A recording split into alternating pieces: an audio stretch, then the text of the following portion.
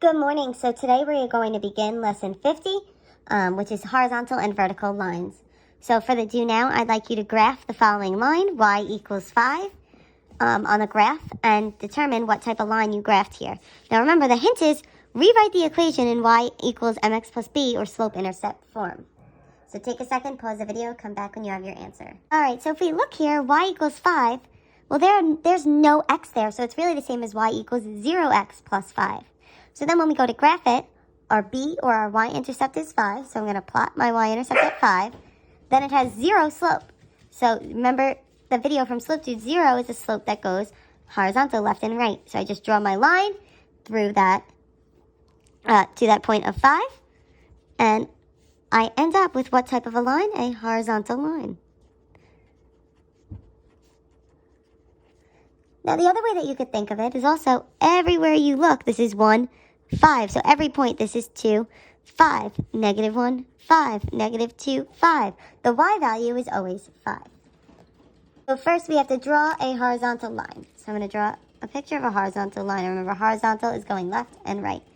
So then we need to draw a horizontal line on the coordinate plane. Make sure that it is not the one that's on the x-axis. So I'm going to draw my line here. So I'm going to just draw it here through 3.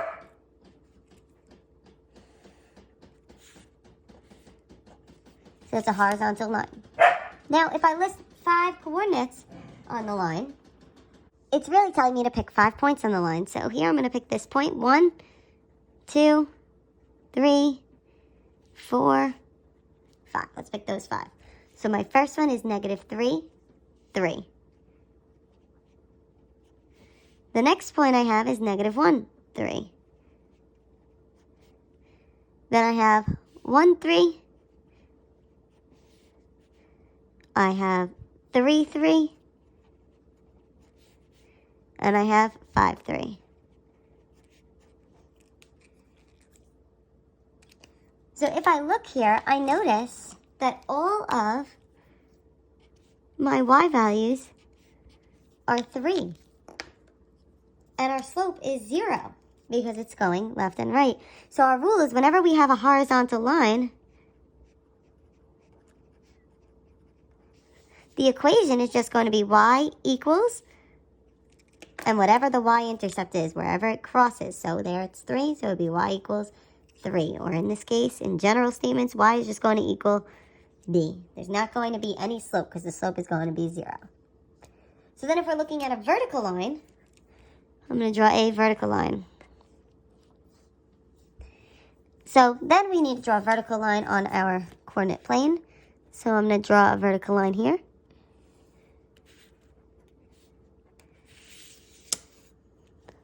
So we need to pick 5 points. So I'm going to pick 1, 2, 3, 4, 5 points. So the first one is at 1, negative 5. Then we have one at 1, negative 2. We have a point at 1, 1. At 1, 2. And then at 1, 4.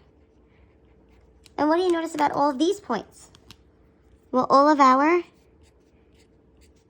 x values are the same here. But our slope is undefined there. So if all of our x values are 1, whenever we have a vertical line, we're always going to have x equals whatever that x-intercept is. So whatever that number of the x-intercept is. And x-intercept is where it crosses the x-axis. So then here we want to graph these lines.